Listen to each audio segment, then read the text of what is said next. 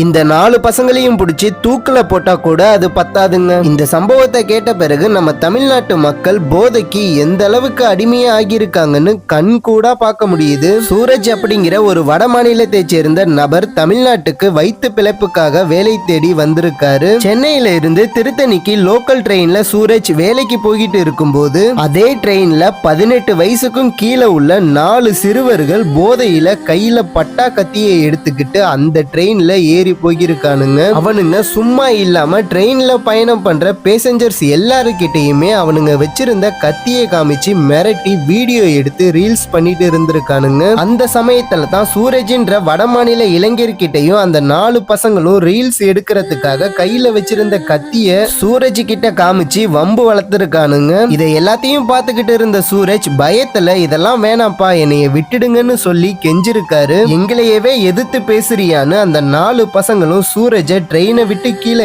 இறக்கி ரயில்வே ஸ்டேஷன்லயே சூரஜை அந்த 4 பசங்களும் சரமாரியா வெட்டி வீடியோ எடுத்து அந்த வீடியோவை ரீல்ஸா சோசியல் மீடியாவில் அப்லோடும் பண்ணியிருக்கானுங்க. இப்ப சூரஜ் தீவிர சிகிச்சையில போராடிக்கிட்டு இருக்காரு. இதை எல்லாத்தையும் பார்க்கும்போது நம்ம தமிழ்நாடு எதை நோக்கி போயிட்டு இருக்குதுன்னு என்னால சொல்லவே முடியல. இதை பத்தின மக்கள் உங்களோட கருத்து என்னன்றதை இந்த வீடியோவுக்கு கீழே கமெண்ட்ல சொல்லுங்க. எனக்காக நீங்க ஒரே ஒரு விஷயம் மட்டும் பண்ணணும், ஜஸ்டிஸ் ஃபார் சூரஜ் அப்படின்னு கமெண்ட் பண்ணுங்க. போதையின் பாதையில் யாரும் போகக்கூடாதுன்னு மன்றாடி கேட்டுக்கிறேன்.